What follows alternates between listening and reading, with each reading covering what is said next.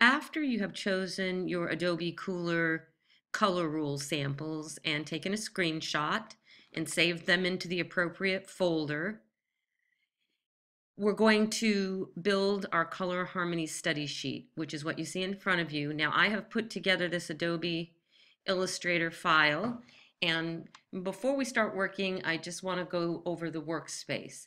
First of all, it's a good practice to always reset a workspace when you open an application using the school computers. And the reason for that is because a lot of people are using them, and you just never know what it's going to look like when you open it up.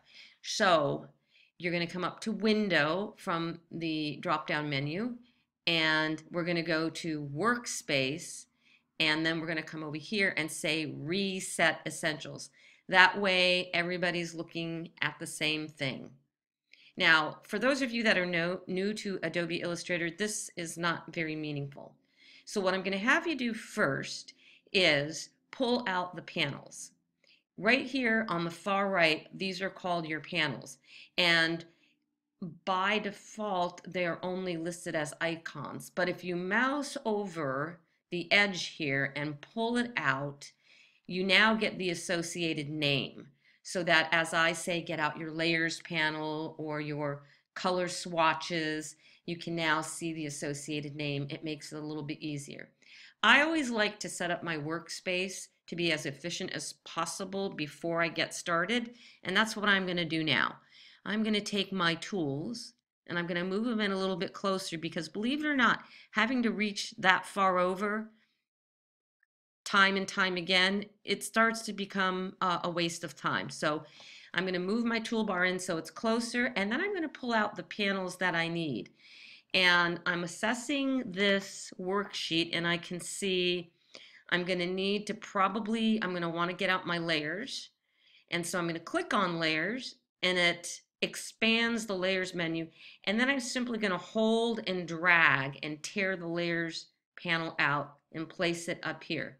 I don't need asset or artboards, so I'm going to use this right pointing arrow button to dock it, that's what we call it, back into the panels section.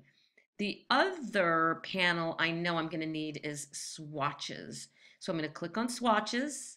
And again, I can see swatches is nested with two other panels. All I want is swatches. So I'm going to click and drag to pull it out. And then I'm going to nest these back in. I'm also going to recommend while you're here to expand your swatches panel a bit so that we are revealing more swatches. And while we're here, I'm going to say, let's remove any unused swatches, because that list of swatches gets pretty long. So I'm going to say select all unused and hit the garbage can. It's saying, are you sure you want to delete this selection? I'm going to say yes. And now I can see that there are not a whole bunch of unused swatches in here. However, I am going to be building my own swatch selections. Okay, I want you to take a look at the layers panel here. I'm going to lock instructions. I believe the file that you guys download, this will already be locked, because those are simply my instructions to you. The layer you're going to be working on is the color layer. So I want you to select the color layer and make sure it's the active layer before you get started. Okay, so what are we doing here? I'm asking you in each one of these rows and under column that I have numbered 1 right here to provide a color rule of each. So you're going to find a complementary color rule that you want to use in your color studies of your letter forms, and a triad rule, and an analogous and a monochromatic shades, and a split complementary. Now I showed you an explanation of all of these color rules in the previous video, so I'm not going to spend time doing that. Now I'm going to come over to numbered 2 column where it says screenshot. And I showed you in the previous video that to take a screenshot of your color rule in Cooler, you use the Command Shift 4 and draw a marquee around it.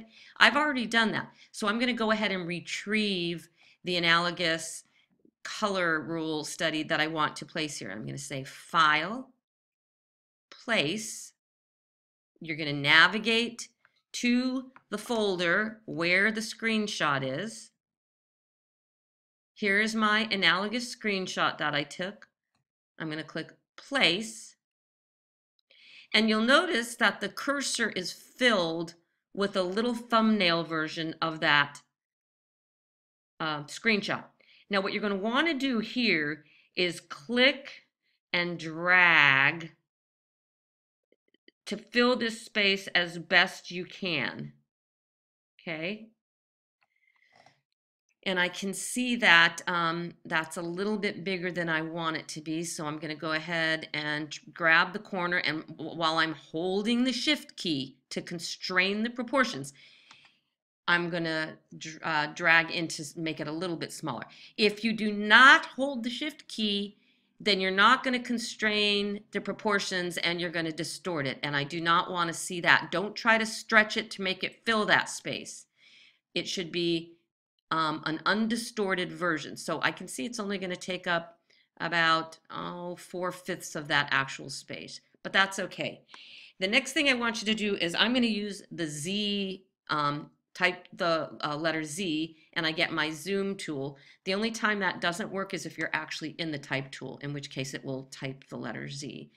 And I'm going to draw, in my case, I'm going to draw a marquee around that because I want to zoom in on this now because this type is really, this screenshot is really small.